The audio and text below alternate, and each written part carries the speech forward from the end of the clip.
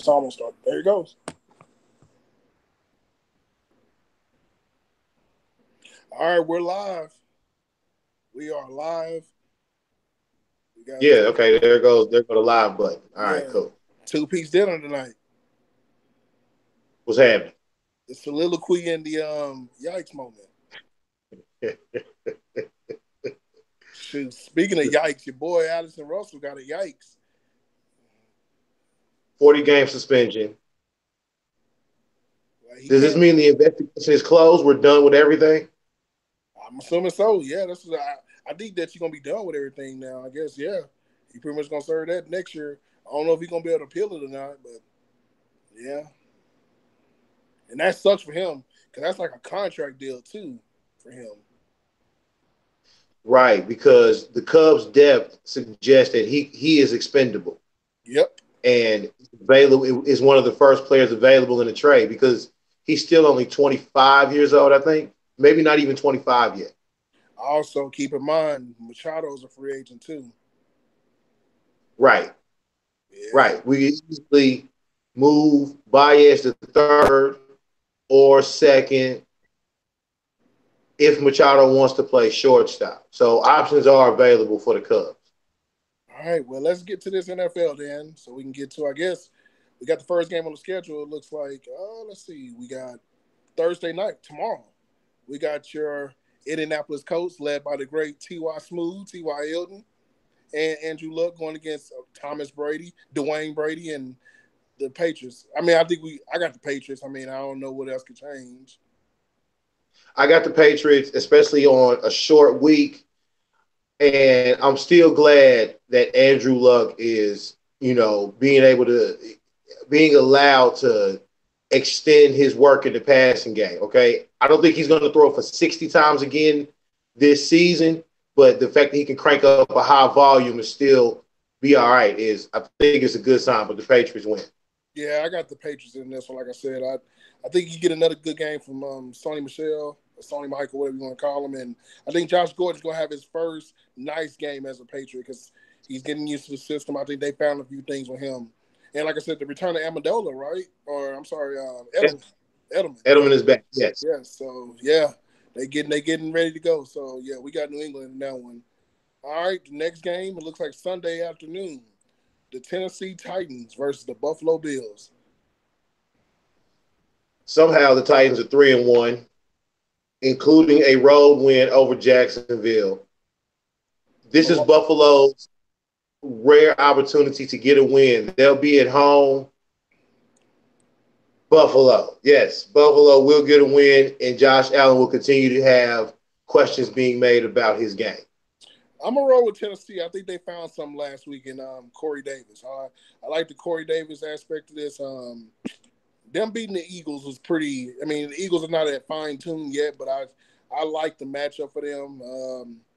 Yeah, I mean Buffalo, but see, Buffalo's gonna be that team that's gonna beat somebody that we're not like they beat Minnesota.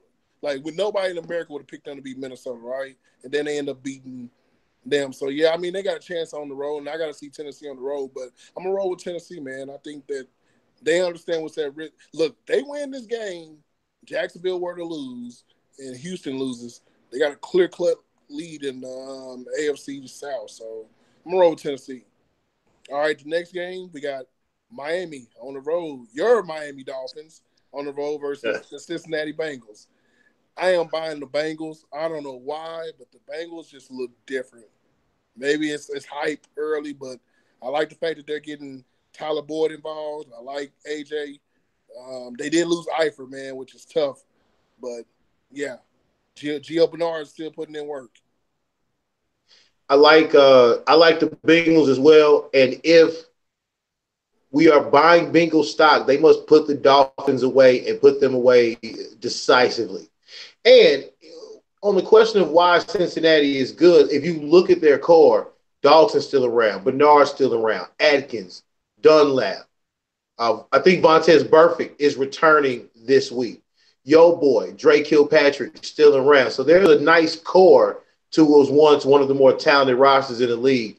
And if they are the truth, they put the Dolphins away with no problem at all. So yeah, Bengals. All right. Next game, the Baltimore Ravens are going to Cleveland to face Baker Mayfield and those fighting Cleveland Browns with Jarvis Landry's earring. You know what? I had to say, didn't I say they were going to win at least 6 games? I'm going Cleveland because they're going to win 6 games this year. If your prediction is true, they must win the majority of these at home. Okay, they got robbed last week or whatever. Baker still turned the ball over 4 times. Look, Joe Flacco is playing like he knows that this is his last year in Baltimore. So I'm going with the Ravens on the road. I think their defense is good enough to neutralize Cleveland and force Baker into more mistakes. Ravens. Oh yeah, your boy, and also just on the side note, your boy Jarvis Landry is on pace for 1,300 yards. Just to throw that in there for you. He actually 155 catches. he Stop. he is catching. Look, they're using him. Look, I will argue he may have the best hands in the league. Like there's been stories of receivers saying that Jarvis Landry has the best hands in the league, and I wouldn't disagree. Okay. Yo, he's looked good this year. He's looked good this year. All right. The next game will face the Green Bay Packers going against the phony clones themselves, Detroit Lions. And nothing, okay. See, this will be the week Green Bay loses, right? They're on the road, and this is the week they would lose. But I'm going to roll with Green Bay, man. I think that Detroit just doesn't have a good defense. And last week, they got some premium effort on. Green Bay got some from the running back Jones. They got some premium effort for him, and I think that's huge for them. I think Jimmy Graham has a big week. And Detroit, man, it's like they got the talent, right? They got 3 good receivers. They got a nice-looking running back. The quarterback is good. The line's okay, but they can't do anything defensively. They can't stop anybody. So I'm going to roll with Green Bay. You're right about Detroit not being able to get out of its own way, both defensively and with just dumb penalties and dumb situations. But I'm going with Detroit at home. I think they found something in the running game with Kerryon Johnson. And I think those weapons are too much for a Green Bay defense. And the Aaron Rodgers thing for me is a little worse off than we know. And it is showing up at inopportune times. And this is the game that Detroit must take advantage of that. All right. This may be the game of the week, maybe the game of the year when we look back at it. Yes. The Jacksonville Jaguars versus the Kansas City Chiefs. And for me, Blake Bortles has to be able to keep pace with that Chiefs offense. And for me, I think that's going to be a big problem. Look, the Chiefs have speed. They got a lot of speed. I mean, Tyreek Hill. We haven't even seen Kareem Hunt have his big blowout game there, right? So we've getting this Pat Mahomes stuff, and I don't think there's enough film on Pat Mahomes right now for a team to really scheme against that. And look, the only thing I think that could be a problem from Houston was this. Last week, Denver was able to get to Mahomes a little bit, and they got Calais Campbell over there. Shout out to the U, of course. Other than that, I'm going to roll with the hot hand right now, man. I think Mahomes, look, this is a special season for him, and I think that they got the weapons to do it, man. I like Kelsey. I like that lineup. I think this is arguably probably the best matchup possible because you get the best of both worlds. You get a physical team versus a good, fast team, and I think that we'll see, man. But, man, I just don't trust Blake Bortles to get this team over 20 points. So I'm going to roll with Kansas City. And there lies the problem. While the matchup we're going to want to see Patrick Mahomes and this Kansas City offense against this top-rated Jags defense, the main matchup is when Blake Bortles and the Jags offense is on the field. And what does the Jacksonville offensive coaching staff do to let Blake Bortles, run? Because I think his legs have to carry some of this offense, especially with no Fournette. And do they let him take chances downfield against a very suspect Chiefs defense? But I think the Chiefs can score enough points on this Jacksonville defense. Patrick Mahomes' mobility in the last 2 weeks has become more of a focus, so I'm going with the Chiefs at home as well. All right, next game, Denver Broncos versus the New York Jets, and I'm going to go with the Broncos. Look, Jamal Adams made that big speech at the beginning of the year. This is a new Jets team. I see the same stuff. No talent offensively, and the defense is okay, but I think Denver last week showed a little pride last week. Even though they had a blunder at the end, I think that could be cleaned up. But I think Denver wins this game. I think that Von Miller's going to be a problem for old Darnold in his life. The loser of this game will most likely lose their job, whether that's in season or at the end of the season. I have no idea. And Todd Bowles is the first name that is coming up in whispers of, will he last through the season? The Jets will galvanize and they will win. All right, next game. This may be the phony clones, DA's phony clones of the year nominees for both conferences. The Atlanta Falcons versus the Pittsburgh Steelers. And look, I am done with the Pittsburgh Steelers. I am done. I'm going to pick Atlanta on the road. I know that sounds crazy, but I got a question real quick. What in the hell is wrong with Julio in the end zone? Calvin really has like more touchdowns than Julio does in the last 2 years. And I don't understand that. Well, I think that it's Sarkisian and his play design for Julio. Like, why isn't Julio running jet sweep, catching that little pitch pass thingy out the backfield? The thing with Julio is get the ball in his hands. Stop only giving him two different route options in the red zone, either the quick slant, back shoulder fade. So I think that's the problem. In this game, though, I'm going with Pittsburgh. I think I'm going to pick a lot of desperate teams this week. Pittsburgh is the more desperate team, and the Falcons' secondary is depleted. It's worth any salt, especially from this week. It's depleted Atlanta deep, and the Steelers win. Yeah, man, my biggest concern is this, man. They got to get more than 19 yards rushing from James Conner. I mean, we got the news for Le'Veon. He'll be back, but, man, they got to get more than 19 yards. So, yeah, I'm going to roll. I think Atlanta may get this one. All right. I think this is the game desperately needed to win for this team, the New York Giants, going against the Carolina Panthers. And, you know, we know the issues of the Giants. We know the main issue. That line is horrible. Eli's he's not good anymore. It's simple. And this defense just seemed to look, man, they're going to be tired in this game because they're going to get ran to death. I think I'm going to have to roll with Carolina in this game.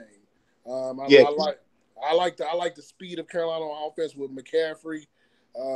They're more dynamic than the Cowboys when it comes to this. So they had a hard time. Giants had a hard time stopping the Cowboys. Don't know what they're going to do against this team. So I got the Carolina, man. And look, man, old boy better be careful out there in New York because I think that, man, look, we talking about coaches getting fired. I know they won't fire him after the first season, but don't let this team not win a couple more games and then, of course, just get ass because I agree with you. The hot seat on Shermer should be smoldering right now. He has yet to get Eli going. I think this Carolina offense is pretty good. They got Christian McCaffrey going. Cam is looking pretty good early on. So, yeah, I got Carolina. I have no reason to pick the Giants, even as the more desperate team, to win on the road. I just don't trust them. All right, this next game pretty much may help a situation with a team trying to get a wild card because I think Kansas City is kind of establishing themselves as a division winner, possibly. But we got the Oakland Raiders going against the Los Angeles Chargers. And I'm going to pick the Chargers off of the simple merit that, look, man, Oakland can't stop anybody. And this Chargers offense is pretty good when they're running. Like we saw the catch last week from Tyrell Williams. You got Melvin Gordon going. You get Keenan Allen, who's been healthy, thank God, knock on wood. You got several weapons over there. Gates got a touchdown last week. Yes, Antonio Gates got a touchdown last week. I don't trust Oakland, man. Like, look, it's more than just the defense. Derek Carr is just not good. And I'm on that train where I'm gonna start. At that point, I'm gonna say he's not good as advertised. As what he advertised that 1 year before the contract, he's not the same. Whether it's the weapons, I mean, look, he has Jordy, he has a couple of guys over there, but he's not good. I don't think he's as good as advertised. And I always talk that Gruden had as being a quarterback guru of some sorts. It ain't working out over there, brother. So I'm gonna roll with the Chargers this week, man. I am rolling with the Chargers as well. They're just a flat out better team right now, and you're right about Derek Carr. And it's interesting that Derek Carr has not been the same since he broke his leg in 2016. Yeah. So, that still may be a thing that lingers over him. So, yeah, I got the Chargers at home. All right, so this game right here is going to be important for the road team because, look, man, they already 1-3 or 1-2 this year, and they got a tie as well. But we got the Minnesota Vikings going against Dom's Philadelphia Eagles. And look, man, I'm going to pick the Eagles. I think Minnesota's in trouble. There's something about this team defensively that I worry about, and I don't know if it's just, unfortunately, there's a situation right now where with the pass rusher Griffin. I hope he gets well. That's a serious situation, but they can't stop anybody. And you know what's so funny about this? We all said that Kirk Cousins was going to be the reason why this team didn't get far, right? Kirk Cousins has actually been the good part of this team. Problem is they can't stop nobody. It's like he's back in Washington again. He's throwing for 400 yards, get you a couple of touchdowns, minimal mistakes, and his team can't win. So, and they got a tough schedule. Look, Minnesota's had to go through a dog of a schedule, so I hate it for them. But I think Philadelphia gets it rolling this week. I think they had a lesson to learn last week. Roll with Philly, man. The thing with Kirk Cousins is he's putting up these numbers because he's forced to, because they cannot run the ball. And when you have two allegedly good running backs in Dalvin Cook and Latavius Murray, that should not be a problem. And on defense, yeah, you're right. They missed Everson Griffin. And what happened to the secondary? Well, it can't just be no more Terrence Newman. Smith is getting older, Sendejo's getting older, and they are picking on the corners. Even your man's 29, my man Rhodes. They picking on him. He's been getting work the whole season. The defense is a total catastrophe, which is the most shocking part, considering this is a Mike Zimmer team. I've got the Eagles. The Vikings can win this game if they run for more yards than they pass. Yeah, man. I'm sorry. And you know what? I'm shocked about it because I thought that this year with them having a Latavius Murray, Dalvin Cook backfield, I thought they were the most dangerous team in the NFC. And I bought into it because, look, they already got the best wide receiver duo in the league. And I just think that, they got to score. I never would have thought a Mike Zimmer-led team would have to be a team that had to score 35 a game, but that's what it's looking like, and I don't like it for them. And this is a bad game for them because if they lose this and Green Bay wins another game and Chicago wins, dude, you're literally 2.5, 3 games back. And you haven't played none of those teams yet. You only played Green Bay. You haven't even played Chicago, which is a dangerous team right now. So, yeah, this is a must-win for Minnesota. All right, the next game I think is pretty simple. We got Arizona versus the Niners. I think this is going to be the chosen one, the Rosen one. I'm going to give the Rosen one his first win. I think that he gets a win.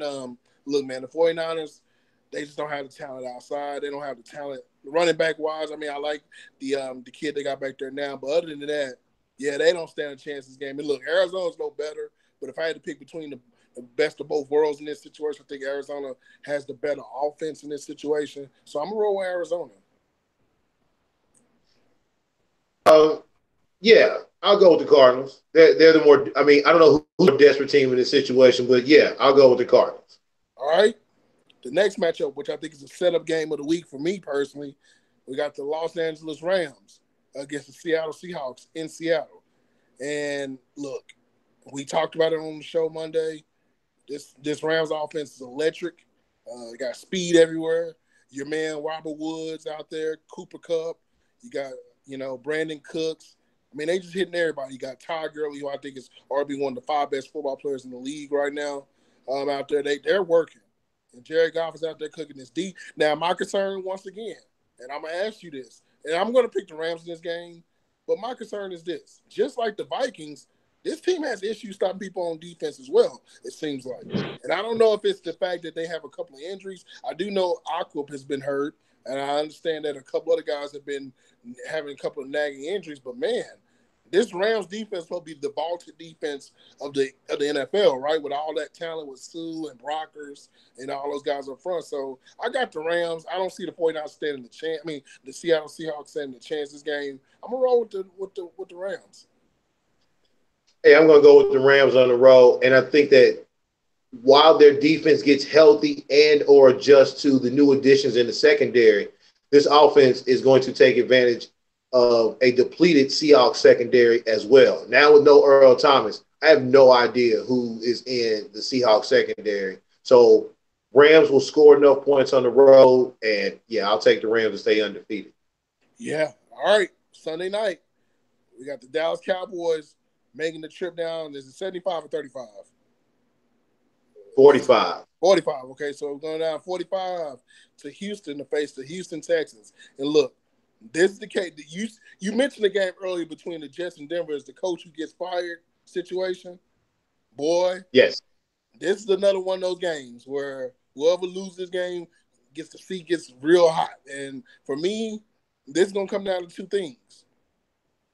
Which team's going to make the first dumb mistake, coaching-wise? And I think that if we had the trust between the two coaches, we would probably have to trust Garrett more in this situation.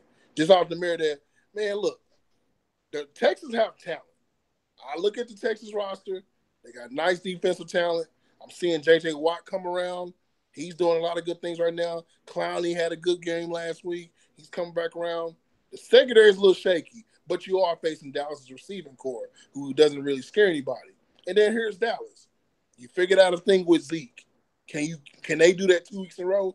I don't trust them. But this Dallas defense is really good. And for me, I just think that it's going to come down to coaching.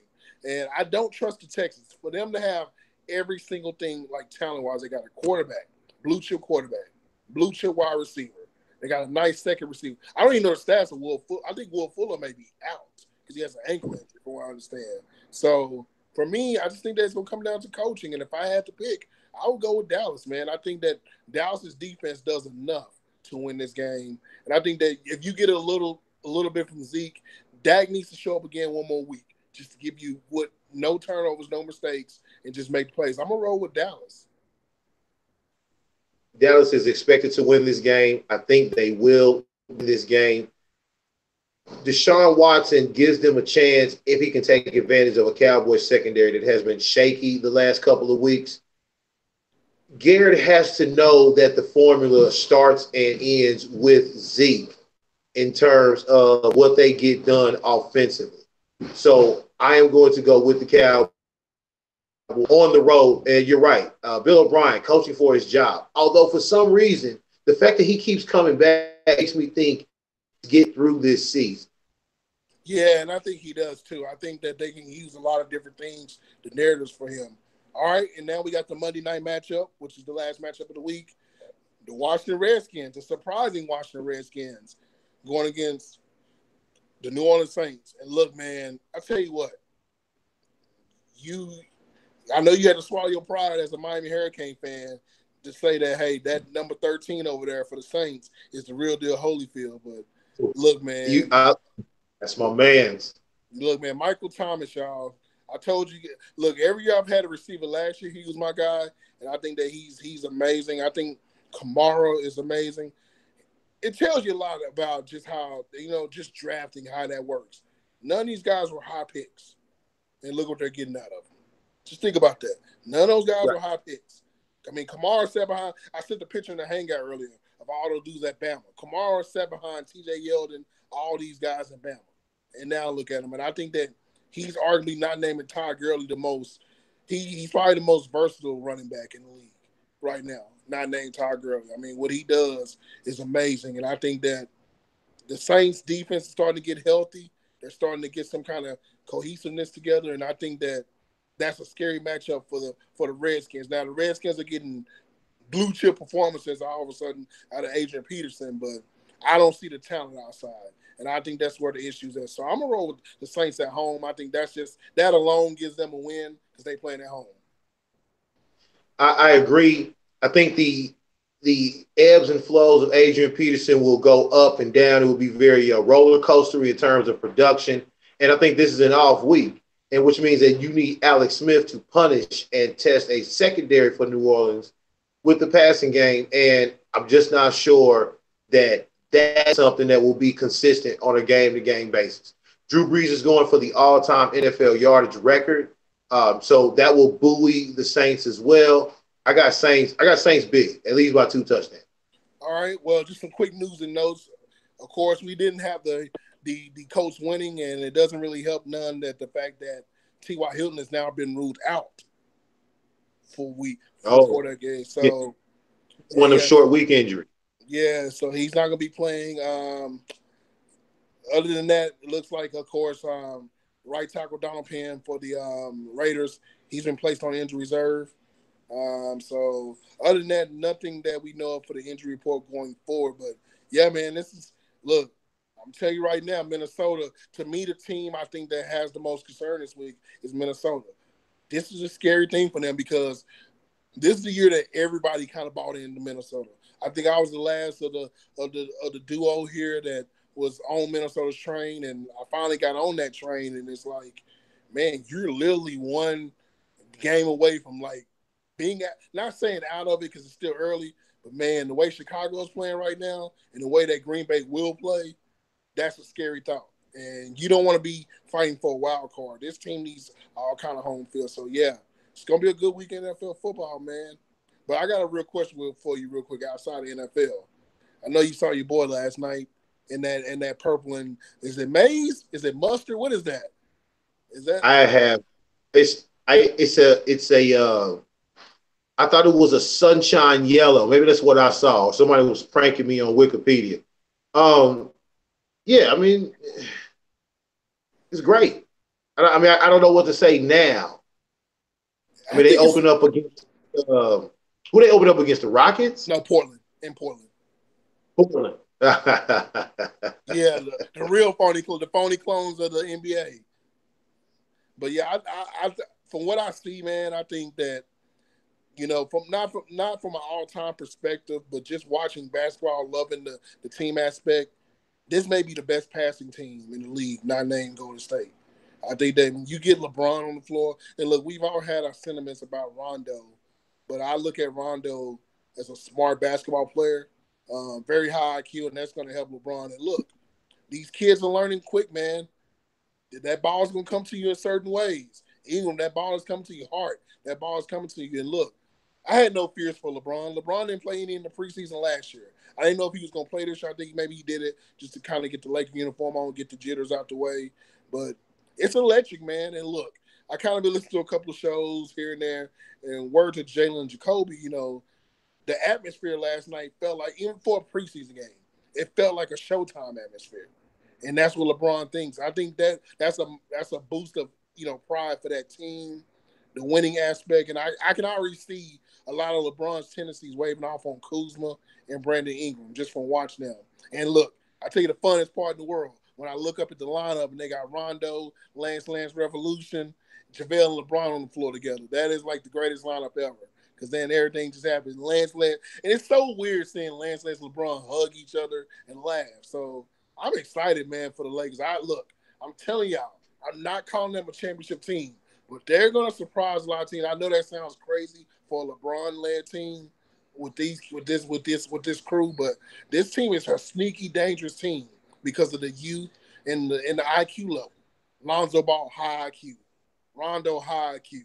A lot of guys have high IQ. Luke Walton, basketball lifer. So yeah, man, I'm excited for the Lakers, man. I think that this is big. And look, LeBron he can get MVP this year. I think this is the year he could get it because this team, they're expected to make the playoffs. Maybe not a top 5 seed, maybe. But if they do, man, I think they got a bigger chance. Because I don't trust anybody in the West. We've already talked about this. Look, if you ain't Golden State or Houston, who do we trust? I mean, besides the Lakers. I don't trust any of these teams. The Pelicans stink. You saw that live show last night, and people blaming Anthony Davis. Oh, man, he's leaving because the fans want him, the media wants him to leave. If I look over and I see Elfrid Payton starting at the 2, I think I'm going to leave too. So, yeah, man, excited for your Lakers. I hate to say that as a Mavs fan, but I'm very excited. um, I will be excited. I think that going forward, this team is going to be one of those teams that will get better as the season goes along. And there's also 10% of me that says that this won't be the same team in the spring. Something gets cracked. Now, you can't trade any of the free agents you sign until December. And so I don't know how much trade value Rondo or Beasley or Stevenson or JaVale may have. But I do have a feeling that this won't be the same team that rolls out in the spring that rolls into the playoffs because they're the young fellas are going to get better. I think LeBron maybe gives them an extra, 10% boost in their development. Just being around him, being in his basketball zenith. So I'm more excited about what is to come than what it may be going on now, which is partially why I'm glad that Magic told Luke not to worry if it gets off to a slow start. So that's how I'm looking now.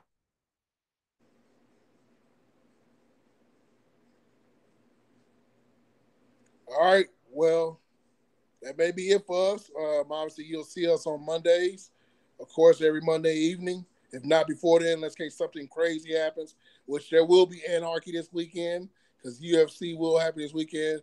No Bedford trips. So, yeah, we kind of put that on hold. We might do like an open night NBA here at my crib. Just something, Maybe no UFC. So I want you guys to be sure to follow us at Mo Sports Talk. That's MO Sports Talk, all one word. And follow DA at Gudad721. That's GUDAD721 on Twitter. And I am Bryant Gumbel. And that's Bryant with a T and Gumbel on IG. And, of course, follow me at C Hendo on all platforms. Leave some comments. Let us know. I do see the comments in there. And yes, we are down on the Steelers. I don't know who this is, but somebody in the comments saying that we shouldn't be too down on the Steelers. And I don't know what can raise me up about the Steelers, but you know why we down on the Steelers, and that's why you put LOL. So Yes, quarterback hasn't been good for years. yeah, your quarterback is done, and that's not a good sign. So other than that, we'll be back. You never know, we may have some breaking news to talk about and things of that nature. So we'll hit you guys up. We appreciate you guys tuning in. Peace.